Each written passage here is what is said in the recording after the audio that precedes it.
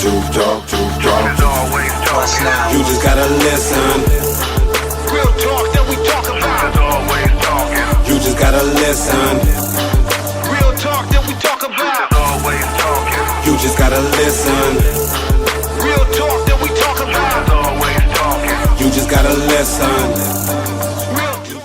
Yo, welcome back to your most favorite podcast, Truth Talks. I'm your host, Crazy Bone. The co-host, Keith G. And if you have not already subscribed to our show, please do so. You know what I'm saying? It's greatly appreciated. Also follow us on IG at This Is Truth Talks _ between each word.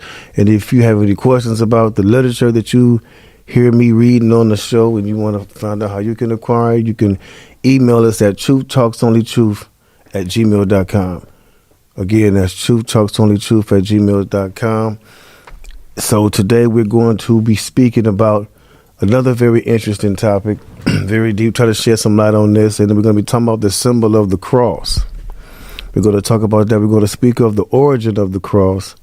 We're going to touch on how the translation of the word was misinterpreted, and religious leaders never really bothered to explain to their followers that this was the case. And we will talk about how the cross symbol should not be used in worshiping God at all. So getting right down to it, to start off, let's look at the word cross. The definition, it says, the device on which Jesus Christ was executed is referred to by most of Christendom as a cross. The expression is drawn from the Latin crux.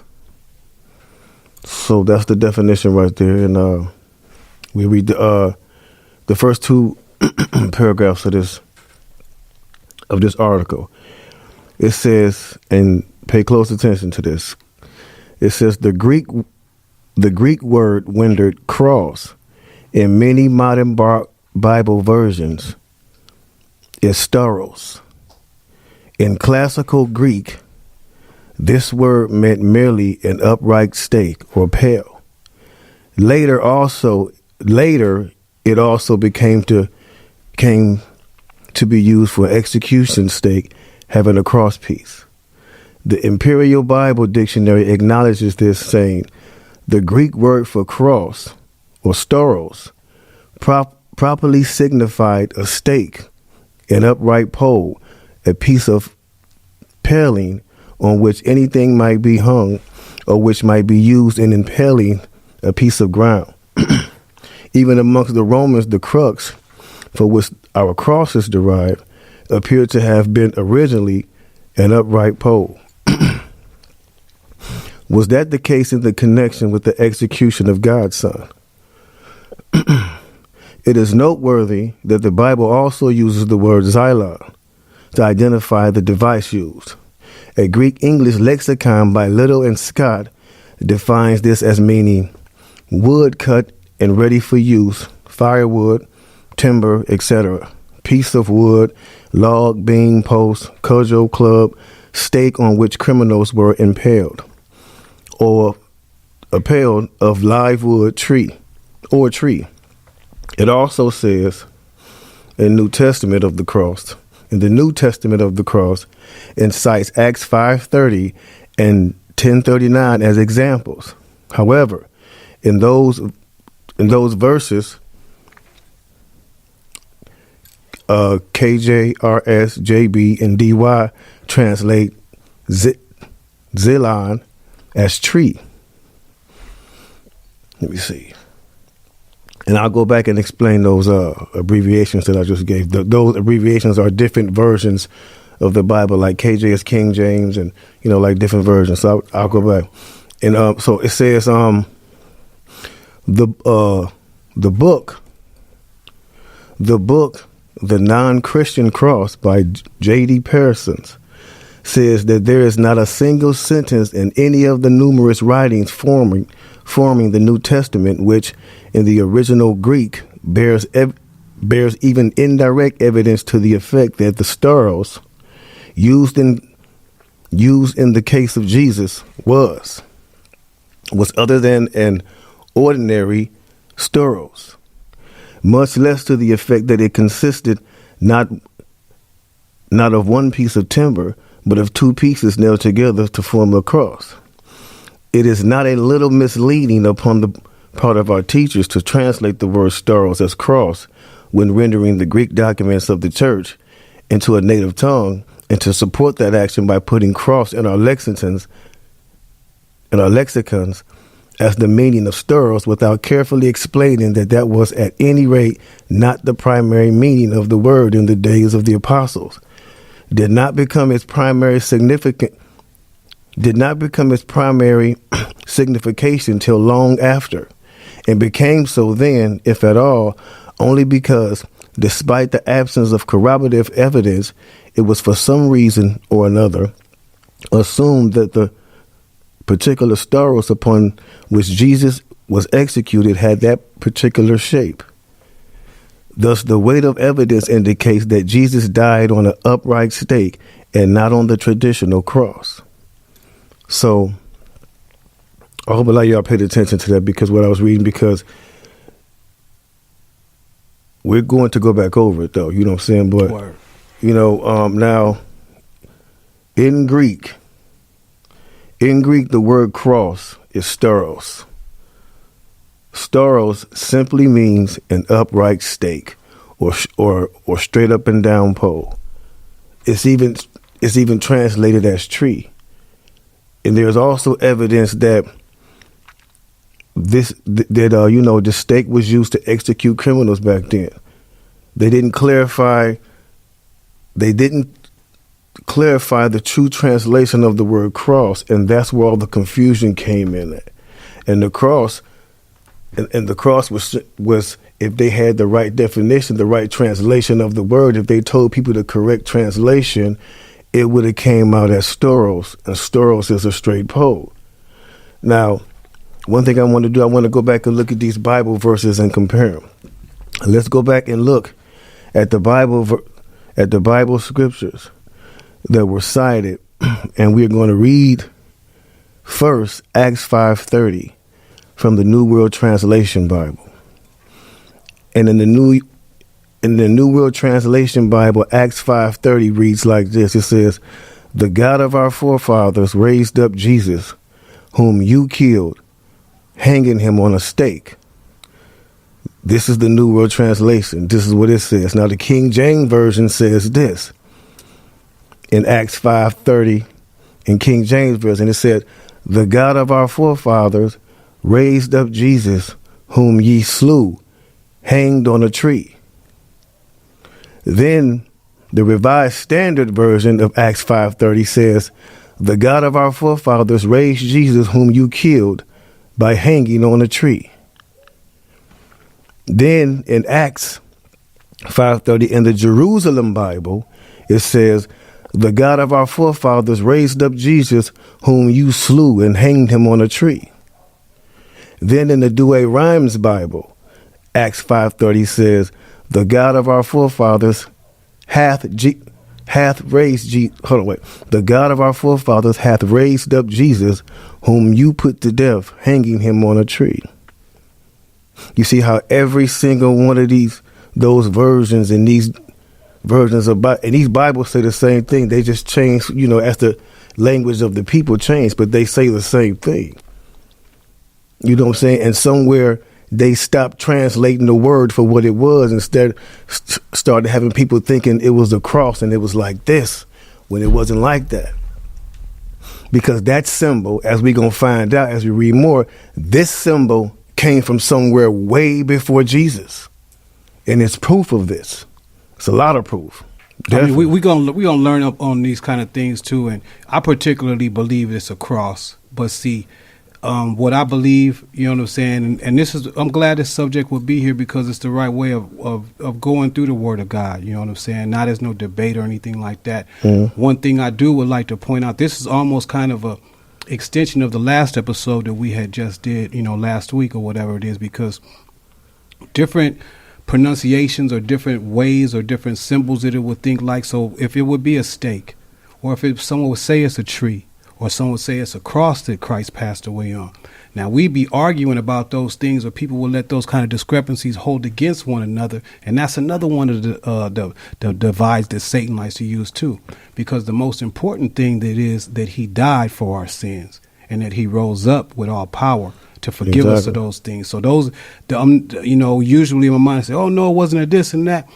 Those things we point out, and we point out what far as what we know and different things like that. But the most important part is that he did die and that he did raise up. Because I've seen it saying a tree before. I've seen it say a cross.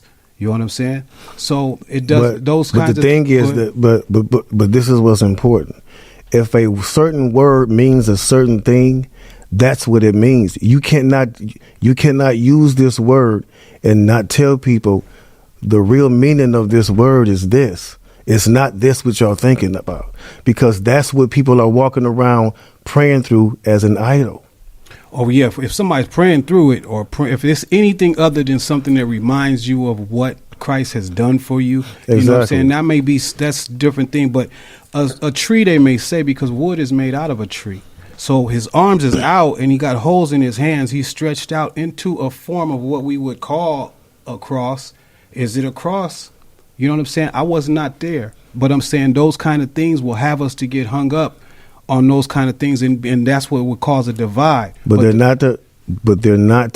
This is not meant to people to get hung up. It's for people to wake up and look at what the Bible really says. And what I'm going to read now explains where the origins of the cross came from. Right. This is what it says. It says, various objects dating from periods long anterior to the Christian era have been found marked with crosses of different designs in almost every part of the world.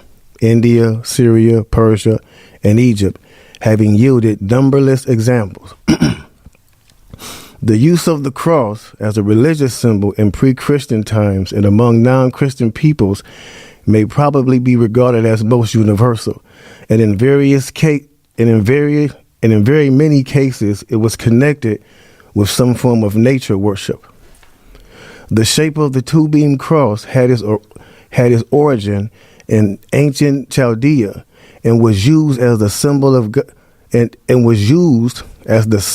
God Tammuz, being in the shape of the mystic Tau, the initial of his name. In that country and in Agylaeans, including Egypt, by the middle of the 3rd century AD, the churches had either departed from or had travestied certain doctrines of the Christian faith. In order to increase the prestige of the apostate ecclesiastical system, pagans were received into the churches apart from regeneration by faith, and were permitted largely to retain their pagan signs and symbols. Hence the Tau or T, in its most frequent form with the cross, peace Lord, was adopted to stand for the cross of Christ. It is strange, yet unquestionably a fact, that in ages long before the birth of Christ, and since then, in lands untouched by the teachings of the church, the cross has been used as a sacred symbol. The Greek Bacchus, the Tyrian Tammuz, the Chaldean Baal, and the Norse Odin were all symbolized to their votaries. Was all symbolized to their votaries by a cruciform device, the cross, in ritual. Let me see. It says the cross, in the form of the crux and sada, was carried in the hands of the Egyptian priests and pontiff kings as the symbol of their authority as priests of the sun god, and was called the sign of life. Various figures of crosses are found everywhere on Egyptian monuments and tombs, and are considered by many authorities as symbolical either of the phallus, a representation of the male sex organ, or of Koshin. In Egypt, tombs, the crux and sada, crossed with a circle or handle on top, is found side by side with the phallus, a short history of sex worship. The last paragraph says, these crosses were used as symbols of the Babylonian sun god, and are first seen on a coin of Julius Caesar, 100 from 100 to 44 BC, and then on a coin struck by Caesar's heir Augustus, 20 BC. On the coins of Constantine, the most frequent symbol is, but the same symbol is used without but the same symbol is used without surrounding circle, and with the 4 equal arms vertical and horizontal. And this was the symbol specially venerated as the solar wheel. It should be stated that Constantine was a sun god worshiper and would not enter the church till some quarter of a century after the legend of his having seen a cross in heaven. So that's why it's so important for people to know where the cross comes from. Because when God says no idols, bro, people lost their lives for doing that. People lost their lives for making golden calves and saying that like this sign of the cross that they've created has misled people to thinking they need this cross to be next to Jesus or next to God when they do not. Yeah, it's 100% accurate when you're saying you don't need no symbol, no nothing to show your belief in God. That's 100%. You know what I'm saying? And people have taken things far. You know, people lost their life. You know what I'm saying? And lost their connection with God by going and having pagan things. So he did say, do not have I don't need you to replicate nothing that's in heaven, no birds, no this and that, none of that kind of stuff like that represents me, because everything that you could put to represent him is falling short of who he really is. True. Now, the people that made that golden calf, he checked them and he told them about that in Genesis, because he was like letting them know, or Exodus, which one of the two, I believe, Exodus, yeah. Exodus. And he was letting them know, and he pointed out, I forget it was 2 different guys that he was letting them know that y'all built this calf to them. Y'all didn't build that towards me. You know what I'm saying? Because they didn't want to even deal with him. They going through Moses to talk to God because they was even scared of him. You know what I'm saying? But they looking at something that's making graven images and worshiping that is not worshiping God. You know what I'm saying? People have crosses because sometimes people think that that's what Christ was crucified on. Like I said earlier, could have been a stake, could have been a cross. I've heard it as a tree. But I want to nail in, and I don't want to sound like a broken record. This is the main reason. The thing that he's considering us following him on is the faith that he did what he did. Because we live on earth where people go, I just watched a football game where the same dudes that was on the field wearing them Foot Locker clothes, they had to go back and look at a TV. Because both of them seen the same thing, but both of them had different interpretations. You know what I'm saying? So, I mean, it could happen like that. But let's not lose focus on the main thing. And I know my man's we just pointing some things out. But let's not lose focus on things about what he did die on. Was it by Uzi? Was it by Tommy gun? Was it by a 38? The main factor is that he died and rose for us. And without that blood of Christ, we'd be choked because God would not be trying to hear us. But like, without arguing, I have to stress the point. It is very important and it matters for people to know how he died because they've been told a lie. So they have to know that is not, just like they were told that Christmas was his birthday for so long, and that was a lie. They have to know that these things are not true, because if they don't, they're going to follow these man-made traditions and customs, and they're going to continue to be misled. If we take the time to read and to do the necessary research, what we will find out about the origin of the cross is very clear. It is no way of veneration. In no way is veneration of the cross a scriptural practice. The symbol of the cross had nothing to do with Jesus Christ. Just like December 25th had nothing to do with him. In the Bible, I know that in the Bible it doesn't say nowhere on December 25th that that's his birthday. Yeah, nowhere in the Bible. No. What it does say in the Bible, it does mention in the Bible I read, it mentions cross all of the time. But listen, Keith, what you're missing is the correct translation of the word. Bro, look it up. Look up the correct translation of this word. They can't hide this.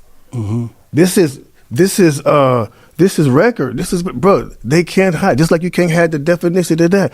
They can't hide that, bro. That word in Greek, that's what that meant. That's where they got it from. It meant stauros, and it was a straight pole. So telling people that, because the cross that everybody relate to the Bible is this one. So they have to know, because a lot of people went after that, and that's what like people hold on to those beads, and they have those beads and that stuff. It's like they think that like that, but as we move down on the show, it's going to explain like why nobody needs that. And they don't, you know what I'm saying? We before we even get to that, I agree with you on that. You don't need nothing but him.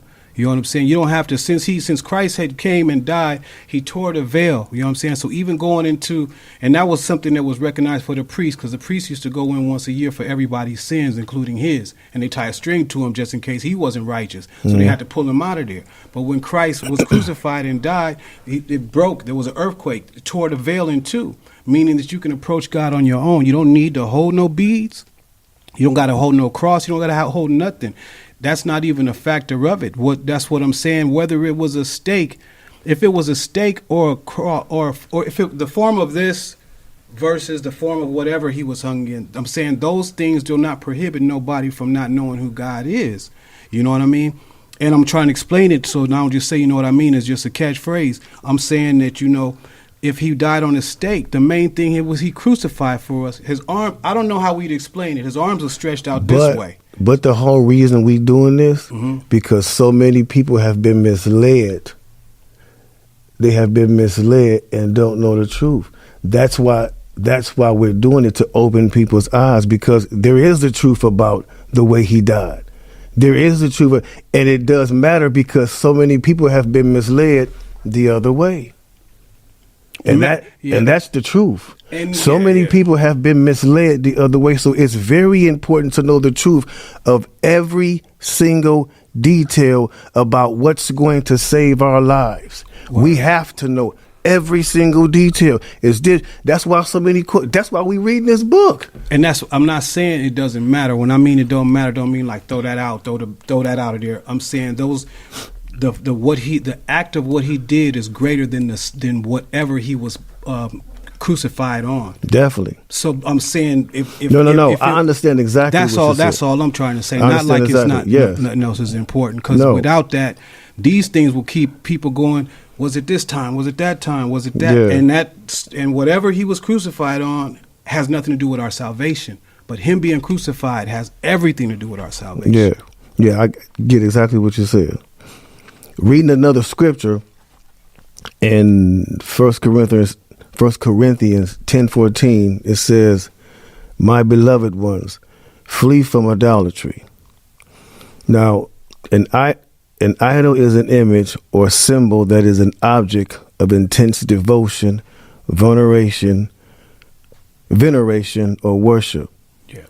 This is why we don't salute the flag or sing the national anthem, and we don't allow our children to pledge allegiance to the flag, right. Because it's all an act of worship. When you stand there with your hand over your heart, or you saluting the flag, what I'm saying, you're basically telling God that I don't worship. You don't worship Him. You worship your country and the flag. That's why I don't understand how many people say they reading the Bible and they Christians, but at the same time they walking around waving the American flag and they pledge allegiance to the nation, when you're not supposed to give that service or that worship to nobody but God. It's like you're bowing down to them. That's what you're doing. And that's why with all the stuff with the the kneeling and all that, it was nothing new to me, because I never stood up for it my entire life. No, I wasn't with that myself. They caught me as a kid when you're doing the thing. You're like, you know what? When I got to an age of myself, I'm like, I'm not finna be in a football game doing that. I'm not finna be nowhere doing that, because I understand it has nothing to do with God and it has nothing to do with truth at the same time too. You know what I'm saying? To me. And then in Exodus 20:4-5, it says, "You shall not make yourself a carved image or any likeness of anything in heaven or on earth, beneath or in the waters under the earth. You should not bow down to them or serve them. Then it says, notice that God commanded that his people not even make an image before which people could bow down. Yep. That's how serious this was. Don't even think about making this carved image, because he knew how it would distract people, and people would put more emphasis on the symbol than they do on Jesus or whatever the issue is. Word. And that is what was going on. Exactly. A lot of guys was back in those days, and still will have any kind of whatever symbol, but especially back in those days, like I said before, they had sun gods, moon gods, god of water, god of fire. So they was just, hey, whoever works best for them.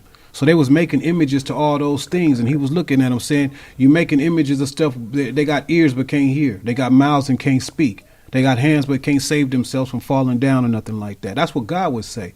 So I understand that, because he's the only one that could be a jealous God. And it does say that. I'm a jealous God. You know what I'm saying? Because I'm the one that made y'all. And how dare you go off and make something else that represents me that's not me. And I know you're not trying to have it represent me. You know what I'm saying? It may be some people that got across that from what translation that they heard that, hey, I'm wearing this as a representative of God. Not that it's going to save me. I wore one before because I always thought it was cool. It would look fresh to me. Yeah. You know what I'm saying? But it wasn't that I didn't think that that's what, if something, a truck passed me and didn't hit me, you know what I'm saying? I wouldn't go, ooh, shoot, and rub my cross. Nah, yeah. I didn't look for that. I looked for nothing. And I understand what you're saying at that part too, because put nothing in front of him, because it could get confusing when people do that. There is some people who gonna hold their beads and put them right here, and they doing all the prayers and thinking that's gonna get them closer to God, when that doesn't. It don't save you from no bullet finna hit you. It's not gonna do none of that kind of stuff. He's dispatched his angels to look after you anyway. So whether you holding a crystal, you holding a this and that, whatever you think it is, that's superstition. And you don't want to be superstitious. You leave a home without it, you got to go home and get it because you think your day finna be bad because of that. And that's, I feel what you're saying. Don't get it to that. You know what I mean? But, yeah. You know, and I want to read a quick quote from out of this article. It says, concerning first century Christians, history of the Christian church says, there was no use of the crucifix and no material representation of the cross. So now the next three paragraphs talked about what you spoke about earlier. You know, just to go over when you said, you know, it says, does it really make a difference if a person cherishes the cross as long as he does not worship it? And this is what it says. How would you feel if one of your dearest friends who was executed on the basis of false charges, would you make a replica of the instrument of execution? Would you cherish it, or would you rather shun it? In ancient Israel, unfaithful Jews wept over the death of the false god Tammuz. Jehovah spoke of what they were doing as being a detestable thing. According to history, Tammuz was a Babylonian god, and the cross was used as his symbol. From its beginning in the days of Nimrod, Babylon was against God and an enemy of true worship. So by cherishing the cross, a person is honoring a symbol of worship that is opposed to the true God. As stated in Ezekiel 8:17, apostate Jews also thrust out the shoot to Jehovah's nose. He viewed this as detestable and offensive. Why? This shoot, some commentators explain, was a representation of the male sex organ used in phallic worship. How then must Jehovah view the use of the cross, which, as we have seen, was anciently used as a symbol in phallic worship? So that's just what I was, you know, saying. That was just, I was just trying to make that point when I was saying, like, this cross started way before Jesus, and then and this symbol somehow snuck its way into like Christianity, and you like, I mean we know how it did. The devil You know what I'm saying? Because he wants to mislead people, bro. Like because he know God specifically said the same thing he did to Adam and Eve when he specifically told them, don't eat from this tree.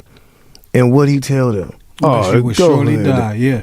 Same thing he's doing with this symbol, bro. God is specifically, this is an idol. This is like people bow down and pray to this thing. Whether people's like, see, people bow down and pray to this. In church, they got the things up and they pray to this, bro. Nah, when just, no. I'm saying that maybe you don't, but I have seen people doing this. And they will. And a lot of people do it and they have been misled. You know what I'm saying? Like, so he's doing the same thing. He's telling people, ain't nothing wrong with this. This is how you get closer to God. And I agree with you like this. Let's take the cross away. The people that do that are going to do that if it's a round thing, a round ball or a sock or whatever it is, or a head of lettuce like they had on one of What's Happening episodes with Rerun. You know what I'm saying? It was head of lettuce. But anyway, people that's doing that going to do that anyway because they don't have a relationship with him.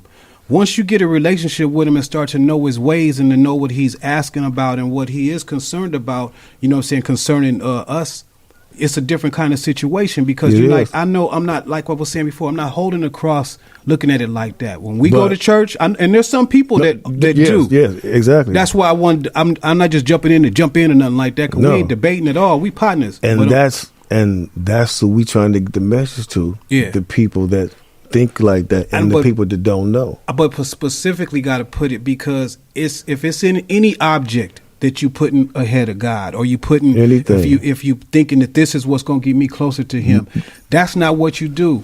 He definitely said don't make no engraven images because man always going to lose their mind and start worshiping the thing versus bill. The thing that made it, the person that made it. The dollar bill can turn into an idol. Oh yeah. There's many things. You know what I'm saying? Like that's one of the most dangerous ones. Oh yeah. You know what I'm saying? But I get what I understand what you're saying, though, bro. You know what I'm saying? And I'm like, these are the people we're talking to for the people. I know everybody don't do that. You know what I'm saying? But there are people that do it, and then the people like you know what I'm saying?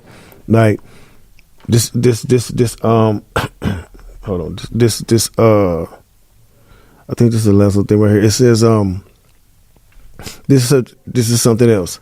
How should Christians show their respect for Jesus Christ? Now, this is what the devil said right here, and this is what people say. And this is also what the New Catholic Encyclopedia says. It says, it was quite natural and logical that the instrument of salvation should become an object of special respect and veneration. He who adores the images adores the person who it represents. New Catholic Encyclopedia. Then it says what the Bible says. Christians are indebted to Jesus for his death makes it possible for them to have their sins forgiven, to approach God, and to receive eternal life. Word. They are not told to show their respect for that gift by displaying a symbol of Jesus or merely confessing their beliefs in him. After all, faith by itself without works is dead. Christians must exercise their faith in Jesus. How? The love that Christ has compelled us, the Bible says, because this is what we have concluded, that one man died for all. Those who live should live no longer for themselves, but for him who died for them and was raised up. Christians are compelled by Christ's outstanding act of love to adjust their lives to follow his example. In this way, they honor Jesus in a far more meaningful way than by using a religious symbol. Word. So the best way for us to show that we love and respect Jesus and that we appreciate everything that he done for us is to show it's to show him that we are living for him because he died for us. And that's how we show him. We show by this way. We show by the way we choose to live our lives.